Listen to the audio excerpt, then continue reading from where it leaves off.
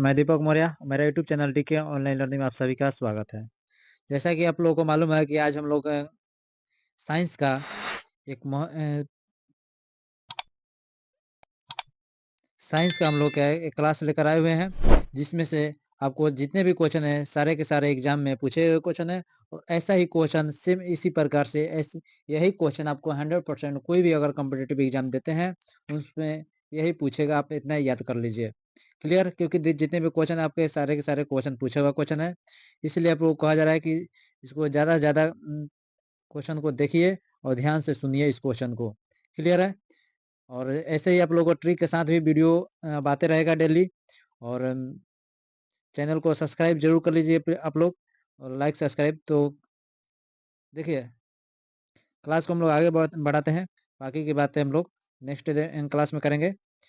देखिए, क्वेश्चन है कि मानव शरीर में पाया जाने वाला कौन सा ऊतक सबसे कठोर और अस्थिमय ऊतक कहलाता है? बताइए कौन सा मानव शरीर में पाया जाने वाला कौन सा ऊतक सबसे कठोर और अस्थिमय ऊतक कहलाता है?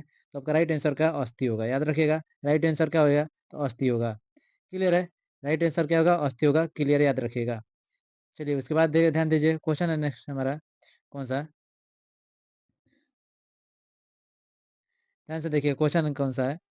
तो कौन सी श्वसन ऑक्सीजन की सहायता से ऊर्जा उत्पादन की एक प्रक्रिया है? बताइए, कौन सी श्वसन ऑक्सीजन की सहायता से ऊर्जा उत्पादन की एक प्रक्रिया है? बताइए कौन सी ऊर्जा उत्पादन की एक प्रक्रिया है? चलिए, इसका आंसर दीजिए। तो वायवीय श्वसन। कौन सा वायवीय श्वसन आपका राइट आंसर होगा, यानी कि जिसे एरोबिक कहा जाता है। क्या है क्वेश्चन है कि कौन सी श्वसन श्वसन कौन सी श्वसन जो है ऑक्सीजन की सहायता से ऊर्जा उत्पादन की एक प्रक्रिया है, यानी वायुजीवी श्वसन, जिसे एरोबिक कहा जाता है। वायुजीवी श्वसन जिसे क्या कहते हैं? एरोबिक कहा जाता है। क्लियर है? चलिए, उसके बाद देखिए क्वेश्चन नंबर नेक्स्ट क्या बोला गया। क्वेश्चन नंबर नेक्स्ट में यहाँ पर कि पानी की बूंदों के रूप में नमी के स्रावित होने को कहा जाता है। बताइए, पानी की बूंदों के रूप में नमी के स्रावित होने को क्या कहा जाता है? तो वृष्टि कहा जाता है। क्या कहा जाता है? तो वृष्टि जो है इसका राइट आंसर होगा, याद रखिएगा। वृष्टि राइट आंसर होगा। उसके बाद विद्युत में केसीएल का पूर्ण रूप क्या कहलाता है? क्या है? बताइए, विद्युत में केसीएल का पूर्ण रूप क्या है? किरचॉफ का धारा नियम। किरचॉफ का धारा नियम आपका राइट आंसर होगा, याद रखिएगा। किरचॉफ का धारा नियम। क्लियर है? किरचॉफ का धारा नियम। उसके बाद देखिए, प्लास्टर और पेरिस के लिए सूत्र क्या है? CaSO4 × 12H2O। CaSO4 × 12H2O जो है आपका राइट आंसर होगा, याद रखिएगा। CaSO4 × 12H2O। क्लियर? चलिए, उसके बाद ध्यान दीजिए क्वेश्चन नेक्स्ट में। क्वेश्चन नंबर नेक्स्ट में क्या बोला गया कि उच्च तापक्रम पर पृथ्वी की सतह के नीचे उच्च तापक्रम पर पृथ्वी की सतह के नीचे स्थित गैस युक्त पिघली हुई चट्टान सामग्री को क्या कहा जाता है? बताइए, उच्च तापक्रम पर पृथ्वी की सतह के नीचे स्थित गैस युक्त पिघली हुई चट्टान सामग्री को क्या कहा जाता है? तो मैग्मा कहा जाता है। याद रखिएगा, क्या कहा जाता है? तो मैग्मा कहा जाता है। क्लियर? चलिए, आगे देखिए क्वेश्चन नंबर नेक्स्ट में। चंद्रमा का द्रव्यमान बताइए, चंद्रमा का द्रव्यमान कितना है? 7.347 10 × 10⁻22 kg। 7.347 × 10⁻22 kg होता है। क्लियर? चलिए, उसके बाद क्वेश्चन नंबर नेक्स्ट में आइए। क्वेश्चन नंबर नेक्स्ट में यहाँ पर क्या बोला गया? सर्दियों के मौसम में बोई जाने वाली फसलों को कहा जाता है। बताइए, सर्दियों के मौसम में बोई जाने वाली फसलों को कहा जाता है, क्या कहा जाता है? तो रबी फसल। क्या कहा जाता है? तो रबी फसल, याद रखिएगा। सर्दियों के मौसम में बोई जाने वाली फसल को क्या कहा जाता है? तो रबी फसल, याद रहेगा। क्या कहा जाता है? तो रबी फसल, याद रखिएगा। चलिए, उसके बाद आवृत्ति जिसे फ्रीक्वेंसी के लिए सूत्र क्या है? तो 1/में आवर्तकाल। आवृत्ति बराबर क्या होता है? 1/में आवर्तकाल होता है, याद रखिएगा। 1/में आवर्तकाल। चलिए, उसके बाद ध्यान दीजिए, हीलियम की परमाणु संख्या क्या है? बताइए, हीलियम की परमाणु संख्या क्या है? तो 2 है। हीलियम की परमाणु संख्या कितना होता है? 2 होता है। क्लियर है? आगे बढ़ते जाइए, क्वेश्चन नंबर नेक्स्ट पर ध्यान दीजिए। क्या बोला गया यहाँ पर? डीएनए से डीएनए में से एक से आरएनए पर आनुवंशिक जानकारी के डीएनए में से एक से आरएनए पर आनुवंशिक जानकारी की प्रतिलिपि बनाने की प्रक्रिया को कहा जाता है। बताइए, क्या कहा जाता है? प्रतिलेखन कहा जाता है, याद रखिएगा। क्या कहा जाता है? तो प्रतिलेखन कहा जाता है। क्लियर है? क्या कहा जाता है? प्रतिलेखन कहा जाता है, याद रखिएगा, प्रतिलेखन कहा जाता है। चलिए उसके बाद ध्यान दीजिए, प्रतिलेखन कहा जाता है। नेक्स्ट क्वेश्चन यहाँ पर ध्यान दीजिए, बोला गया कि एक अतिरिक्त गुणसूत्र 21 की उपस्थिति के कारण होने वाले विकार का नाम क्या है? बताइए, होने वाले विकार का नाम क्या है? डाउन सिंड्रोम, याद रखें, क्या नाम है? तो डाउन सिंड्रोम जो है इसका राइट आंसर होगा, याद रखिएगा, डाउन सिंड्रोम। क्लियर है? डाउन सिंड्रोम जो है इसका राइट आंसर होगा। चलिए उसके बाद ध्यान दीजिए क्या बोला गया क्वेश्चन नंबर नेक्स्ट पर। देखिए क्वेश्चन नंबर नेक्स्ट में यहाँ पर बोला गया कि दो तरंगों की अत्यधिक शक्ति के कारण, दो तरंगों की अत्यधिक शक्ति के कारण प्रकाश की तीव्रता का असमान वितरण क्या है? बताइए, दो तरंगों की अत्यधिक शक्ति के कारण प्रकाश की तीव्रता का असमान वितरण क्या है? हस्तक्षेप। क्या है? हस्तक्षेप जो है आपका राइट आंसर होगा, याद रखें, हस्तक्षेप जो है आपका राइट आंसर होगा। क्लियर? चलिए उसके बाद प्रति इकाई आयत के द्विध्रुवीय किरण को कहा जाता है? बताइए, प्रति इकाई आयतन के द्विध्रुवीय किरण को क्या कहा जाता है? ध्रुवीकरण। क्या कहा जाता है? ध्रुवीकरण जो है आपका राइट आंसर होगा, याद रखिएगा, ध्रुवीकरण आपका राइट आंसर होगा। क्लियर है? ध्रुवीकरण जो है आपका राइट आंसर है। चलिए उसके बाद ध्यान दीजिए क्वेश्चन नंबर नेक्स्ट पर क्या बोला गया। स्त्रीलिंग चौराहों पर महिलाओं में परागकणों का स्थान क्या है? बताइए, स्त्रीलिंग चौराहों पर महिलाओं में परागकणों का स्थान क्या है? तो परागण। क्या है? परागण जो है आपका राइट आंसर होगा, याद रखिएगा, परागण आपका राइट आंसर होगा। उसके बाद चर चुंबकीय क्षेत्र के माध्यम से चर चुंबकीय क्षेत्र के माध्यम से विद्युत प्रवाह के उत्पादन की प्रक्रिया को कहा जाता है? तो विद्युत चुंबकीय प्रेरण कहा जाता है। क्या कहा जाता है? तो विद्युत चुंबकीय प्रेरण कहा जाता है, याद रखिए, विद्युत चुंबकीय प्रेरण कहा जाता है। क्या क्वेश्चन है कि चर चुंबकीय क्षेत्र के माध्यम से विद्युत प्रवाह के उत्पादन की प्रक्रिया को क्या कहा जाता है? तो विद्युत चुंबकीय प्रेरण कहा जाता है। चलिए क्वेश्चन नंबर ध्यान पर देखिए, नेक्स्ट क्वेश्चन है कौन सा है? चलिए क्वेश्चन नंबर लगाते हैं नेक्स्ट में। देखिए यहाँ पर क्वेश्चन है हमारा कौन सा, ध्यान दीजिए, किसी यौगिक में परमाणुओं की संख्या का बहुत सरल अनुपात ज्ञात करने के लिए किस सूत्र का उपयोग किया जाता है? बताइए, किस सूत्र का उपयोग किया जाता है? किसी यौगिक में परमाणुओं की संख्या का बहुत सरल अनुपात ज्ञात करने के लिए किस सूत्र का उपयोग किया जाता है? तो औपचारिक सूत्र का। क्या है? किसका? तो औपचारिक सूत्र का उपयोग किया जाता है, याद रखिए, औपचारिक सूत्र का। क्लियर है? औपचारिक सूत्र का उपयोग किया जाता है। चलिए उसके बाद ध्यान दीजिए, कौन एक प्रसिद्ध विज्ञान कथा पुस्तक है? बताइए, कौन एक प्रसिद्ध विज्ञान कथा पुस्तक है? तो सूर्य सिद्धांत। कौन एक प्रसिद्ध विज्ञान कथा पुस्तक है? तो सूर्य सिद्धांत। क्लियर? चलिए क्वेश्चन नंबर नेक्स्ट पर ध्यान दीजिए, क्या है क्वेश्चन में, ध्यान दें। एक प्रणाली इकाई को दूसरी प्रणाली में बदलने के लिए किस पद्धति का उपयोग किया जाता है? बताइए, एक प्रणाली की इकाइयों को दूसरी प्रणाली में बदलने के लिए किस पद्धति का उपयोग किया जाता है? परिमाण विश्लेषण। परिमाण विश्लेषण, याद रखिएगा, परिमाण विश्लेषण। क्लियर है? परिमाण विश्लेषण। चलिए उसके बाद क्या बोला गया? परिमाण विश्लेषण। आगे बताइए, compound compound microscope compound microscope का कौन सा लेंस वास्तविक उल्टा और बड़ा प्रतिबिंब बनाता है? वास्तविक उल्टा और बड़ा प्रतिबिंब बनाता है? कंपाउंड माइक्रोस्कोप का कौन सा लेंस वास्तविक उल्टा और बड़ा प्रतिबिंब बनाता है? ऑब्जेक्टिव। कौन सा? तो ऑब्जेक्टिव, याद रखिएगा, ऑब्जेक्टिव। ऑब्जेक्टिव याद रखिएगा, ऑब्जेक्टिव। क्लियर है? ऑब्जेक्टिव। उसके बाद बताइए क्वेश्चन नंबर क्या है आगे, ध्यान दें, क्वेश्चन है, कार्बन यौगिकों में कार्बन यौगिकों में कार्बन यौगिकों में अचक्रीय या खुली श्रृंखला वाले यौगिकों को कहा जाता है? कार्बन यौगिकों में अचक्रीय या खुली श्रृंखला वाले यौगिकों को क्या कहा जाता है? बताइए, खुली श्रृंखला वाले यौगिकों को क्या कहा जाता है? तो एलिफैटिक यौगिक। क्या कहा जाता है? तो एलिफैटिक यौगिक कहा जाता है। एलिफैटिक यौगिक कहा जाता है, याद रखिएगा, एलिफैटिक यौगिक। क्लियर है? आगे देखिए क्वेश्चन में क्या बोला गया, क्योटो प्रोटोकॉल का उद्देश्य क्या है? बताइए, क्योटो प्रोटोकॉल का उद्देश्य क्या है? तो ग्रीन हाउस गैस उत्सर्जन को कम करना है। ग्रीन हाउस गैस उत्सर्जन को क्या है? कम करना। ग्रीन हाउस गैस उत्सर्जन को कम करना, ये इसका उद्देश्य है। चलिए उसके बाद, काम करने अथवा ऊर्जा स्थानांतरण की दर को क्या कहा जाता है? काम करने अथवा ऊर्जा हस्तांतरण की दर क्या कहलाता है? तो शक्ति कहलाता है। क्या कहलाता है? तो शक्ति कहलाता है। काम करने अथवा ऊर्जा हस्तांतरण की दर क्या कहलाता है? शक्ति कहलाता है।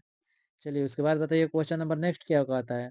ध्यान दीजिए। क्वेश्चन नंबर नेक्स्ट है, विद्युत और चुंबकीय क्षेत्र द्वारा त्वरण के अंतर्गत विद्युत आवेशित कणों को किसके रूप में प्रेषित किया जाता है? बताइए किसके रूप में प्रेषित किया जाता है? क्या है क्वेश्चन? ध्यान, विद्युत और चुंबकीय क्षेत्र द्वारा त्वरण के अंतर्गत विद्युत आवेशित कणों को किसके रूप में प्रेषित किया जाता है? किसके रूप में प्रेषित किया जाता है? तो विद्युत चुंबकीय विकिरण के रूप में। किसमें? तो विद्युत चुंबकीय विकिरण के रूप में किया जाता है। याद रखिए, विद्युत चुंबकीय विकिरण के रूप में। क्लियर है?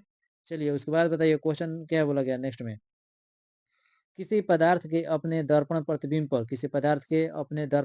पर अति संवेदनशील न होने का गुण क्या कहलाता है? चिरैलिटी कहलाता है। क्या कहलाता है? चिरैलिटी कहलाता है।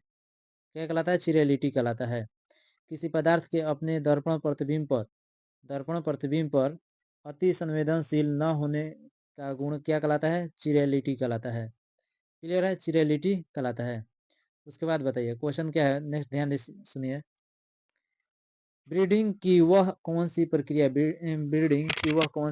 है? ध्यान दीजिए क्या बोला गया कि ब्रीडिंग की वह कौन सी प्रक्रिया है? क्या है? ब्रीडिंग की वह कौन सी प्रक्रिया है जिसके द्वारा उच्च विटामिन अथवा प्रोटीन और अत्यधिक वसा वाली फसलें उगाई जाती है? अधिक वसा वाली फसलें उगाई जाती है। तो क्या बोला गया? बायो फर्टिफिकेशन आपका राइट आंसर होगा। याद रखें, बायो फर्टिफिकेशन। क्लियर है? बायो फर्टिफिकेशन। क्लियर? आगे देखिए क्वेश्चन है, आगे क्या क्वेश्चन कहता है, ध्यान से सुनिए। हाइड्रोलिक तनाव, क्या बोलेगा? हाइड्रोलिक तनाव और उससे संबंधित आयतनिक तनाव के अनुपात को क्या कहा जाता है? बताइए, उससे संबंधित तनाव के अनुपात को क्या कहा जाता है? तो आयतन प्रत्यास्थता गुणांक। क्या कहा जाता है? तो आयतन प्रत्यास्थता गुणांक कहा जाता है। क्लियर? हाइड्रोलिक तनाव और उससे संबंधित आयतनिक तनाव के अनुपात को क्या जाता है? आयतन प्रत्यास्थता गुणांक कहा जाता है। चलिए उसके बाद क्वेश्चन नंबर आगे देखिए। आगे क्वेश्चन क्या है कि वे जानवर जिनकी कोशिकाएं ब्राह और आंतरिक झिल्ली के बीच भ्रूण परत में व्यवस्थित रहती है क्या कहलाती है? बताइए, वे जानवर जिनकी कोशिकाएं ब्राह और आंतरिक झिल्ली के बीच भ्रूण परत में व्यवस्थित रहती है क्या कहलाती है? डाई डाइप्लोब्लास्टिक जानवर। डाइप्लोब्लास्टिक जानवर क्या कहलाती है? डाइप्लोब्लास्टिक जानवर कहलाती है। याद रखिएगा, डाइप्लोब्लास्टिक जानवर कहलाती है। क्लियर है? डाइप्लोब्लास्टिक जानवर कहलाती है। चलिए आगे बताइए। विभवांतर धारा और प्रतिरोध को मापने का एक सर्वाधिक उपयोगी उपकरण कौन सा है? बताइए, सर्वाधिक उपयोगी उपकरण कौन सा है? तो मल्टीमीटर का है। सर्वाधिक उपकरण कौन सा है? मल्टीमीटर। विभवांतर धारा और प्रतिरोध को मापने का एक सर्वाधिक उपयोगी उपकरण कौन सा है? तो मल्टीमीटर। क्लियर है? मल्टीमीटर जो है आपका राइट आंसर होगा। चलिए उसके बाद बताइए क्वेश्चन। ठीक है, क्वेश्चन नेक्स्ट में क्या बोला गया यहाँ पर कि जीव विज्ञान की वह कौन सी शाखा है? जीव विज्ञान की वह कौन सी शाखा है जिसके तहत ऊतकों का अध्ययन किया जाता है? बताइए, जीव विज्ञान की वह कौन सी शाखा है जिसके तहत ऊतकों का अध्ययन किया जाता है? बताइए, जीव विज्ञान की वह कौन सी शाखा है जिसके तहत ऊतकों का अध्ययन किया जाता है? बताइए, कौन सा? ऊतक विज्ञान। क्या है? तो ऊतक विज्ञान जो है आपका राइट आंसर होगा। याद रखिएगा, ऊतक विज्ञान जो है आपका राइट आंसर है। क्लियर है? ऊतक विज्ञान जो है आपका करेक्ट आंसर है। चलिए उसके बाद बताइए। टेट्रा टेट्राफ्लोरेशन फ्लोरो फ्लोरोएथेन टेट्राफ्लोरोएथेन क्या है? टेट्राफ्लोरोएथेन को मुक्त मौलिक या पर सल्फेट उत्प्रेरक के रूप के साथ उच्च दबाव पर गर्म करने पर क्या निर्मित होता है? बताइए, क्या निर्मित होता है? ध्यान से सुनिए। टेट्राफ्लोरोएथेन को मुक्त मौलिक या पर सल्फेट उत्प्रेरक के साथ उच्च दबाव पर गर्म करने पर क्या निर्मित होता है? तो टेफ्लॉन निर्मित होता है। क्या निर्मित होता है? क्या बनता है? तो टेफ्लॉन बनता है। याद रखिएगा, टेफ्लॉन बनता है। क्लियर है? उसके बाद देखिए क्वेश्चन आगे बताइए। ध्यान सुनिए, आगे क्या बोला है क्वेश्चन। कौन सा पदार्थ रासायनिक अभिक्रिया की दर को बदलता है? कौन सा पदार्थ रासायनिक अभिक्रिया की दर को बदलता है और अभिक्रिया के दौरान रासायनिक रूप में से अलग रहता है और अभिक्रिया के दौरान रासायनिक रूप से अलग रहता है? बताइए कौन सा? तो उत्प्रेरक जो आपका राइट आंसर होगा। इसका क्या है? उत्प्रेरक। यानी कि कौन सा पदार्थ रासायनिक अभिक्रिया के दर को बदल देता है? उत्प्रेरक जब रहता है यानी कम बेसी रहेगा तो वो क्या बदल देगा। ठीक है, यानी कि वो साफा चेंज कर देता है, बदलता है। और अभिक्रिया के दौरान रासायनिक रूप से अलग, अभिक्रिया के दौरान रासायनिक रूप से भी अलग रहता है, तो उत्प्रेरक यानी कि जो अलग से दिया जाता है उसको अभिक्रिया में। ठीक है, उत्प्रेरक। चलिए आगे बताइए, क्वेश्चन नेक्स्ट बोला गया, ध्यान से सुनिए। क्वेश्चन आगे क्या है? वह खाद्य श्रृंखला जिसमें जिसमें पहला स्तर पौधे के साथ उत्पादक के रूप में शुरू होता है, पहला स्तर पौधे के साथ उत्पादक के रूप में शुरू होता है और अंतिम स्तर के रूप में मांसाहारी उपभोक्ता के साथ समाप्त होता है, क्या कहलाता है? तो ग्रेजिंग खाद्य श्रृंखला। क्या कहलाता है? ग्रेजिंग खाद्य श्रृंखला कहलाता है, याद रखिएगा, ग्रेजिंग खाद्य श्रृंखला कहलाता है। क्लियर है? ग्रेजिंग खाद्य श्रृंखला कहलाता है। चलिए क्लियर है, ग्रेजिंग खाद्य श्रृंखला कहलाता है। उसके बाद ध्यान दीजिए, क्वेश्चन क्या है? क्वेश्चन है आपका ग्रेजिंग खाद्य श्रृंखला हो गया। उसके बाद क्वेश्चन बोला गया, पॉलीपेप्टाइड से एमिनो अम्ल बनने की बहुलीकरण पॉलीपेप्टाइड से एमिनो अम्ल बनने की बहुलीकीकरण प्रक्रिया को कौन प्रदर्शित करता है? बताइए, पॉलीपेप्टाइड से एमिनो अम्ल बनने की बहुलीकरण प्रक्रिया को कौन प्रदर्शित करता है? ट्रांसलेशन। क्या है आपका राइट आंसर? क्या होगा? ट्रांसलेशन जो है करेक्ट आंसर होगा, याद रखिएगा, ट्रांसलेशन। क्लियर है? ट्रांसलेशन जो है आपका राइट आंसर होगा। चलिए उसके बाद बताइए, क्वेश्चन नेक्स्ट हमारा कौन सा है? क्वेश्चन नेक्स्ट है, आवेशित कणों या आयनों को उच्च ऊर्जा में त्वरित करने के लिए कौन सी मशीन का उपयोग किया जाता है? बताइए, आवेशित कणों या आयनों को उच्च ऊर्जा में त्वरित करने के लिए कौन सी मशीन का उपयोग किया जाता है? तो साइक्लोट्रॉन। क्या है? साइक्लोट्रॉन जो है आपका राइट आंसर होगा, याद रखिएगा, साइक्लोट्रॉन आपका राइट आंसर होगा। Clear, cyclotron. चलिए देखिए, ऐसा ही क्वेश्चन अब एग्जाम में आ रहा है, पहले जैसा ये नहीं कि इसका मात्रक क्या है, तो इसके खोजकर्ता कौन थे, ऐसा आ रहा है, लेकिन कभी कभार एक दो क्वेश्चन आ रहा है, लेकिन ज्यादातर लंबे लंबे क्वेश्चन आ रहे हैं, याद रखिएगा। चलिए उसके बाद अब ध्यान दीजिए, अब हर एग्जाम में ऐसा ही क्वेश्चन आ रहा है। बिजली के फेज सिग्नल अथवा आवृत्ति को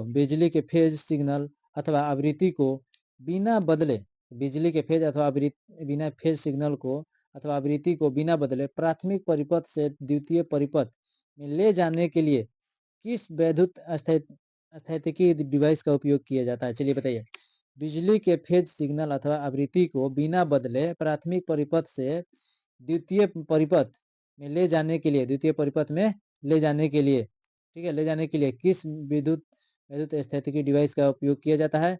तो ट्रांसमीटर, याद रखिएगा, किसका प्रयोग किया जाता है? ट्रांसमीटर का। याद क्या है right answer? Transmitter, sorry transformer, क्या है? ट्रांसफार्मर जो है आपका राइट आंसर होगा, याद रखिएगा, ट्रांसफार्मर जो है आपका राइट आंसर है। क्लियर है? चलिए उसके बाद ध्यान दीजिए उसके बाद क्या बोला गया यहाँ पर? क्वेश्चन है आपका कि एक ग्रह क्षुद्र ग्रह या धूमकेतु की कक्षा में वह स्थान जहाँ से वह सूर्य से सबसे अधिक दूरी होता है, सूर्य से वह अधिक दूरी होता है, उसे क्या कहते हैं? तो नक्षत्र कहते हैं। उसे क्या कहा जाता है? तो नक्षत्र कहा जाता है, याद रखिएगा, उसे नक्षत्र कहा जाता है। क्लियर है? उसे क्या कहा जाता है? नक्षत्र कहा जाता है। चलिए उसे क्या कहता है? नक्षत्र कहा जाता है। आगे बताइए, ध्यान दीजिए, आगे क्या बोला गया? इलेक्ट्रोड और इलेक्ट्रोलाइट के बीच विकसित होने वाले विभवांतर को क्या कहा जाता है? तो इलेक्ट्रोड विभव कहा जाता है। क्या कहा जाता है? तो इलेक्ट्रोड विभव कहा जाता है। क्लियर है? आगे देखिए, यहाँ पर बोला गया कि इलेक्ट्रोड और इलेक्ट्रोलाइट के बीच विकसित होने वाले विभवांतर को क्या कहा जाता है? तो इलेक्ट्रोड विभव कहा जाता है। क्लियर है? चलिए आगे देखिए, क्वेश्चन क्या बोला गया? क्वेश्चन आगे बोलाता है कि ध्यान से सुनिए कि गोलाकार दर्पण जो है लेंस के केंद्र अथवा वक्रता के माध्यम से गुजरने वाली एक काल्पनिक रेखा को कहा जाता है? बताइए। हाँ,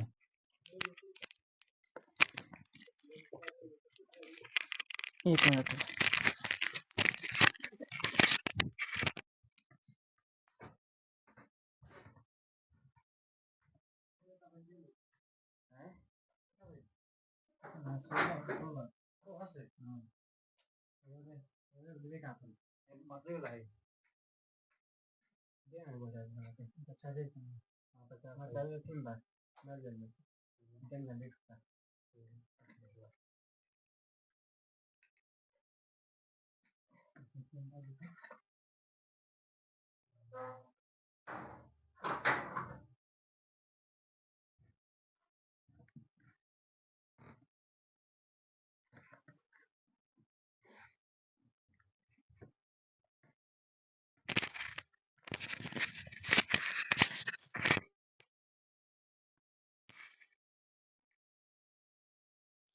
चलिए हम लोग क्वेश्चन पाते हैं। देखिए ध्यान दीजिए, क्वेश्चन में क्या बोला गया कि गोलाकार दर्पण लेंस के केंद्र अथवा वक्रता के माध्यम से गुजरने वाली एक काल्पनिक रेखा को कहा जाता है। बताइए काल्पनिक रेखा क्या कहा जाता है?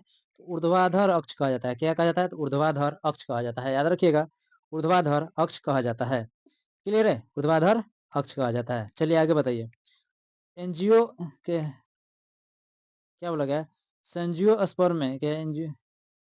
सेंजियोस्पर्म में एंजियो यहाँ पर देखिए कुछ मिसप्रिंट लगता है कि एंजियोस्पर्म में अपने बीज में एक से अधिक भ्रूण पैदा करने की घटना को क्या कहता है? एक से अधिक भ्रूण पैदा करने की घटना को क्या कहता है? पुलेम्ब्रायोनी। क्या कहता है? पुलेम्ब्रियोनी कहा जाता है। क्लियर है? पुलेम्ब्रियोनी कहा जाता है। चलिए उसके बाद क्वेश्चन नंबर नेक्स्ट में ध्यान से सुनिए। दबाव का सूत्र क्या होता है? तो बल बटा में दाब बराबर क्या होता है? बल बटा में क्षेत्रफल होता है। क्लियर? आगे बात देखिए। एक तरल यानी कि जल द्वारा गैस यानी कि जल वाष्प में परिवर्तित होने वाली प्रक्रिया क्या कहा जाता है? तो वाष्पीकरण। क्या कहा जाता है? तो वाष्पीकरण कहा जाता है। याद रखिएगा, क्या कहा जाता है? तो वाष्पीकरण कहा जाता है। क्लियर है? वाष्पीकरण कहा जाता है। चलिए क्वेश्चन नंबर नेक्स्ट में ध्यान दीजिए। क्या बोला गया यहाँ पर? कार्बन की परमाणु संख्या क्या है? देखिए कार्बन की परमाणु संख्या क्या है? बताइए कार्बन की परमाणु संख्या कितना होता है? बताइए कार्बन की परमाणु संख्या कितना होता है? देखिए कार्बन की परमाणु संख्या कितना होता है? यहाँ से ध्यान से सुनिए। यहाँ से कार्बन की परमाणु संख्या कितना होता है? तो 6 होता है। याद रखिएगा कितना होता है? तो 6 होता है। कार्बन की परमाणु संख्या कितना होता है? तो 6 होता है। आपको ये याद रखना है। क्लियर? चलिए आगे देखिए। मीथेन के लिए सूत्र क्या है? बताइए मीथेन के लिए सूत्र क्या है? तो CH4। मीथेन के लिए सूत्र क्या है? तो CH4 है। क्लियर? चलिए उसके बाद पौधे के स्वस्थ विकास के लिए पोषक तत्वों के रूप में मिट्टी में जो पदार्थ जोड़े जाते हैं उन्हें कहा जाता है। जो पदार्थ जोड़े जाते हैं उन्हें क्या कहा जाता है? बताइए जो पदार्थ जोड़े जाते हैं उन्हें क्या कहा जाता है? तो उर्वरक कहा जाता है। क्या कहा जाता है? तो उर्वरक कहा जाता है। याद रखिएगा, उर्वरक कहा जाता है। क्लियर? उर्वरक कहा जाता है। चलिए उसके बाद चंद्रमा और पृथ्वी के बीच की दूरी क्या कहलाती है? क्या है? चंद्रमा और पृथ्वी के बीच की दूरी कितना होता है? 3,84,000 किलोमीटर। 3,84,000 किलोमीटर यानी कि 3.84 गुणे 10⁵ किलोमीटर। ठीक है, 3.84 गुणे 10⁵ किलोमीटर होता है। इसको याद रखिएगा। क्लियर? चलिए आगे देखिए ध्यान से। कौन सा सिलिकेट खनिजों का एक समूह है? कौन सा सिलिकेट एक खनिजों का समूह है जिसमें परिपूर्ण दरार होती है? जिसमें परिपूर्ण क्या दरार होती है, जिससे वे पतली प्लेटों में आसानी से विभाजित हो जाते हैं। जिससे पतली प्लेटों में आसानी से विभाजित हो जाते हैं। ठीक है, तो क्या कहलाता है? मिका कहलाता है। उसे क्या कहा जाता है? तो मिका कहा जाता है। याद रखिएगा, क्या कहलाता है? तो मिका कहलाता है। क्लियर? मिका कहलाता है। चलिए उसके बाद ध्यान दीजिए क्वेश्चन नंबर नेक्स्ट पर। सोनार का विस्तारित रूप क्या है? बताइए सोनार का विस्तारित रूप क्या है? ध्वनि नेविगेशन और रेंजिंग। क्या? ध्वनि नेविगेशन एंड रेंजिंग इसका राइट आंसर होगा। याद रखिएगा, तो अभी ध्वनि नेविगेशन एंड रेंजिंग।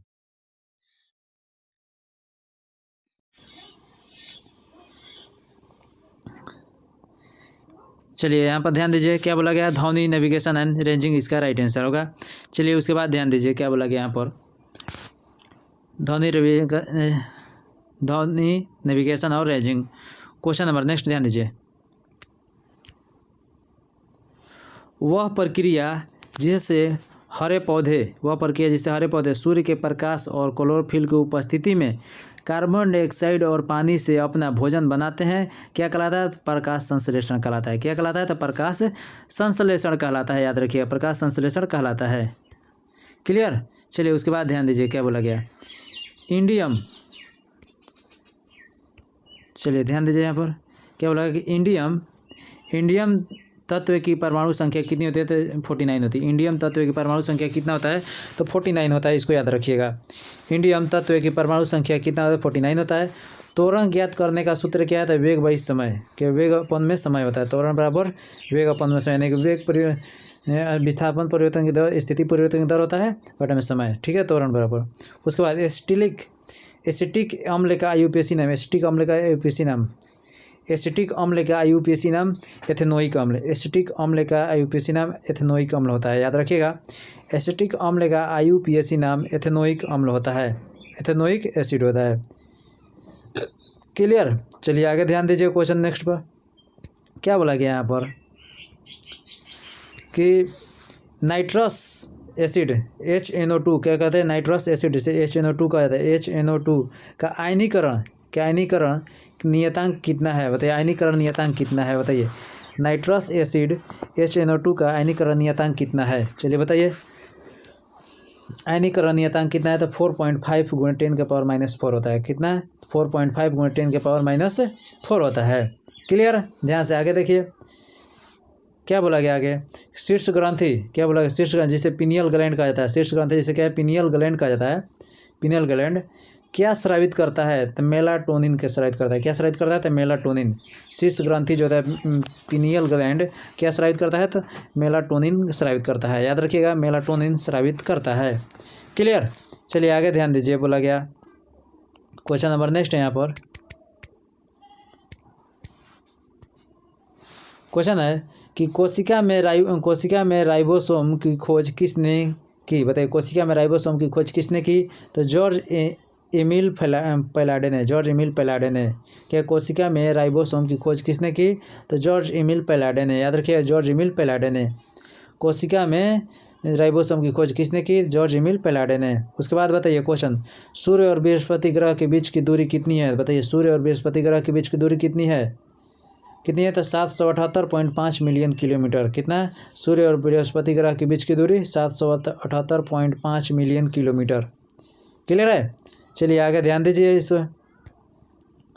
कोशिका राइबोसोम की खोज किसने की थी? तो जॉर्ज एमिल पैलाडे ने। आगे ध्यान दीजिए, आगे क्वेश्चन है, मृदा का मृत कार्बनिक घटक क्या है? कहला, बताइए, मृदा का मृत कार्बनिक घटक क्या कहलाता है? तो ह्यूमस कहलाता है। क्या कहलाता है? तो ह्यूमस कहलाता है। मृदा का मृत कार्बनिक घटक कहलाता है ह्यूमस, याद रखिएगा, ह्यूमस जो आपका राइट आंसर होगा। एसआई पद्धति में क्या है कि एसआई पद्धति में गुणज 10⁻⁻21 किसका उपसर्ग है? बताइए, एसआई पद्धति में गुणज 10⁻⁻21 किसका उपसर्ग है? तो जेप्टो। किसका उपसर्ग है? जेप्टो का, याद रखिएगा, -21 जेप्टो, -21 किसका उपसर्ग है? जेप्टो का। क्लियर? आगे देखिए क्वेश्चन है, प्रकाश क्या है? प्रकाश तरंग का सिद्धांत किसके द्वारा प्रस्तावित किया गया? बताइए, प्रकाश तरंग का सिद्धांत किसके द्वारा प्रस्तावित किया गया? तो क्रिस्टियन ह्यूजेंस ने, क्रिस्टियन ह्यूजेंस। प्रकाश तरंग का सिद्धांत किसके द्वारा प्रस्तावित किया गया? क्रिस्टियन ह्यूजेंस जो आपका राइट आंसर होगा, याद रखिएगा, क्रिस्टियन ह्यूजेंस। क्लियर है? क्रिस्टियन जो है ह्यूजेंस आपका राइट आंसर होगा। चलिए उसके बाद ध्यान दीजिए, सामान्य तौर पर क्या पत्तियों से खनिज पदार्थों को पौधे के अन्य भागों में ले जाता है? बताइए कौन? तो फ्लोएम जो है आपका राइट आंसर होगा, याद रखिएगा, फ्लोएम आपका राइट आंसर होगा। ठीक है, खनिज पदार्थों को पौधे के अन्य भागों में फ्लोएम ले जाता है, और जाइलम जो है पानी को ले जाता है। चलिए आगे देखिए क्वेश्चन है, चलिए अब लोग क्वेश्चन इस पर ध्यान दीजिए। देखिए क्वेश्चन क्या है, शारीरिक स्वास्थ्य के संबंध में कौन सा शब्द व्यक्ति द्वारा दिशा बदलने की शीघ्रतम योग्यता को परिभाषित करता है? शीघ्रतम योग्यता को परिभाषित करता है तो स्फूर्ति, क्या है? स्फूर्ति करता है। शारीरिक स्वास्थ्य के संबंध में कौन सा शब्द व्यक्ति द्वारा व्यक्ति द्वारा दिशा बदलने की शीघ्रतम योग्यता को परिभाषित करता है स्फूर्ति। याद रखिए स्फूर्ति आपका राइट आंसर होगा। क्लियर है, स्फूर्ति जो आपका राइट आंसर होगा। चलिए उसके बाद बताइए क्वेश्चन नेक्स्ट में क्या बोला गया यहाँ पर, ध्यान से सुनिए। क्वेश्चन क्या कहा गया कि प्रति इकाई विद्युत क्षेत्र पर अफवाह वेग के परिणाम के रूप में किसे परिभाषित किया जाता है? तो विद्युत प्रवाह घनत्व के किसे परिभाषित किया जाता है? विद्युत प्रवाह घनत्व को परिभाषित किया जाता है। याद रखिएगा, विद्युत प्रवाह घनत्व को परिभाषित किया जाता है। प्रति इकाई विद्युत क्षेत्र में अफवाह वेग के परिणाम के रूप में किसे परिभाषित किया जाता है? तो विद्युत प्रवाह घनत्व को परिभाषित किया जाता है, विद्युत प्रवाह घनत्व को। चलिए उसके बाद ध्यान दीजिए, क्वेश्चन हमारा नेक्स्ट का क्या है। संवेग में नियत परिवर्तन के लिए थोड़े समय के लिए कार्यरत एक भारी बल क्या कहलाता है? बताइए कि कार्यरत एक भारी बल क्या कहलाता है? तो आवेगी बल कहलाता है। क्या कहलाता है? तो आवेगी बल कहलाता है। याद रखिएगा, क्या कहलाता है? तो आवेगी बल कहलाता है। क्लियर है। चलिए आगे देखिए क्वेश्चन नंबर नेक्स्ट पर। क्वेश्चन नंबर नेक्स्ट क्या है? वह संघटक यानी जिसे कोलिजन कहा जाता है, वह संगठन जिसे कोलिजन कहा जाता है, जिसमें दो कण संगठन के बाद एक साथ संचालित होते हैं, वह कहलाता है पूर्णतः in elastic collision. In elastic संगठन यानी इन इलास्टिक संगठक कहलाता है। इन इलास्टिक एक देखिए संगठक जो कोलिजन दो प्रकार का, एक इलास्टिक संगठक और एक इन इलास्टिक यानी कि इलास्टिक कोलिजन और इन इलास्टिक कोलिजन होता है। याद रखिएगा, दो तरह का होता है संगठक यानी कोलिजन प्रकार। चलिए आगे बताइए, क्वेश्चन नेक्स्ट है, कौन सा ग्रह बौना ग्रह है? तो ये ऑप्शन से है तो प्लूटो ग्रह, यानी बौना ग्रह के रूप में किसे जाना जाता है? तो प्लूटो ग्रह को। क्लियर है, प्लूटो ग्रह को। चलिए उसके बाद क्वेश्चन नंबर नेक्स्ट पर यहाँ पर क्या बोला गया? इंटेस्टिनल म्यूकोसल एपिथेलियम में कौन सा कोशिका म्यूकस को स्रावित करता है? तो गॉबलेट कोशिका। कौन सा? गॉबलेट कोशिका जो है स्रावित करता है। याद रखिएगा, गॉबलेट कोशिका। इंटेस्टिनल को म्यूकोसल एपिथेलियम में कौन सी कोशिका म्यूकस को स्रावित करती है? गॉबलेट कोशिका जो आपका यहाँ पर राइट आंसर होगा। याद रखिएगा, गॉबलेट कोशिका। चलिए उसके बाद क्वेश्चन, उस पृथक इकाई का नाम बताएं जो प्रभाविता के नियम में लक्षणों का नियंत्रण करता है। तो फैक्टर्स। कौन? तो फैक्टर जो है यहाँ पर राइट आंसर होगा। याद रखिए, फैक्टर्स जो है राइट आंसर है। उस पृथक इकाई का नाम बताएं जो प्रभाविता के नियम में लक्षणों का नियंत्रण करता है। तो फैक्टर्स कहलाता है। क्या कहलाता है? तो फैक्टर्स कहलाता है। क्लियर है। आगे देखते जाइए, क्वेश्चन क्या बोला गया। क्वेश्चन है, देखिए इस तरह के क्वेश्चन अब लंबे क्वेश्चन आ रहे हैं एग्जाम में।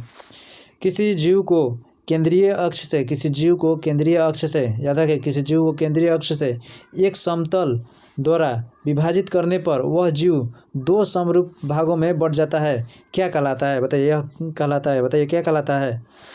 तो रेडियल सममिति कहलाता है। ध्यान से सुनिए, किसी जीव को केंद्रीय अक्ष से एक समतल द्वारा विभाजित करने पर वह जीव दो समतल भागों में बढ़ जाता है। क्या कहलाता है? तो रेडियल सममिति कहलाता है। क्लियर है। आगे देखिए क्वेश्चन है, क्या क्वेश्चन बोला गया यहाँ पर? क्वेश्चन ध्यान से सुनिए। ग्लूकोज की चक्रीय संरचना में एक ऑक्सीजन अणु तथा 5 कार्बन अणु के योग से बना चक्रीय ऑर्गेनिक पदार्थ कहलाता है पाइरन कहलाता है। क्या कहलाता है? तो पाइरन कहलाता है। क्या कहलाता है? तो पाइरन कहलाता है। याद रखिएगा, पाइरन कहलाता है।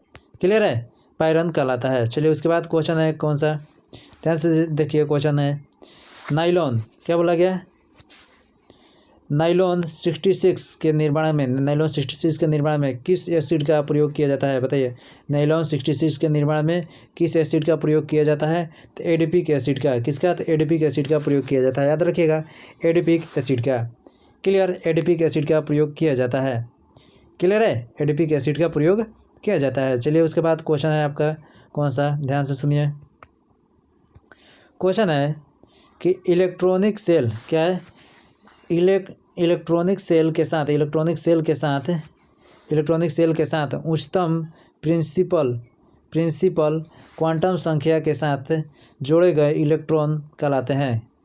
इलेक्ट्रॉनिक सेल के साथ उच्चतम प्रिंसिपल क्वांटम संख्या के साथ जोड़े गए इलेक्ट्रॉन कहलाते हैं वायलेंस इलेक्ट्रॉन। क्या कहलाते हैं? वायलेंस इलेक्ट्रॉन कहलाते हैं। याद रखिएगा, वायलेंस इलेक्ट्रॉन कहलाते हैं। इलेक्ट्रॉनिक सेल के साथ उच्चतम प्रिंसिपल क्वांटम संख्या के साथ जोड़े गए इलेक्ट्रॉन कहलाते हैं वैलेंस इलेक्ट्रॉन कहलाते हैं। क्या कहलाते हैं? तो वैलेंस इलेक्ट्रॉन कहलाते हैं। क्लियर? आगे देखिए क्वेश्चन क्या है। क्वेश्चन है आगे आपका, किस उपकरण द्वारा बताइए, किस उपकरण द्वारा उच्च चुंबकीय क्षेत्र उत्पन्न करने के लिए उसमें सोलेनॉइड यानी परिनालिका और सोलेनॉइड और टोरॉइड के संयोजन में उपयोग किया जाता है। बताइए, उस उपकरण के द्वारा उच्च चुंबकीय क्षेत्र उत्पन्न करने के लिए उसमें सोलेनॉइड यानी परिनालिका और टोरॉइड के संयोजन का उपयोग किया जाता है। तो इसे क्या कहता है? सिंक्रोटोन कहता है। क्या है? सिंक्रोटोन कहा जाता है। याद रखिए, सिंक्रोटोन कहा जाता है। क्लियर है? चलिए आगे देखिए क्वेश्चन ध्यान दीजिए, सिंक्रोटोन कहा जाता है। आगे देखिए क्या है क्वेश्चन, कि कट अथवा चोट के स्थान पर कुछ समय के बाद थका अथवा कोगलम यानी कि लाल भूरे रंग का मैल बढ़ जाता है, जम जाता है। तो ये किस जंतुओं के, देखिए, कट अथवा चोट के स्थान पर कुछ समय के बाद थका अथवा कोगलम यानी कि लाल भूरे रंग का मैल जम जाता है।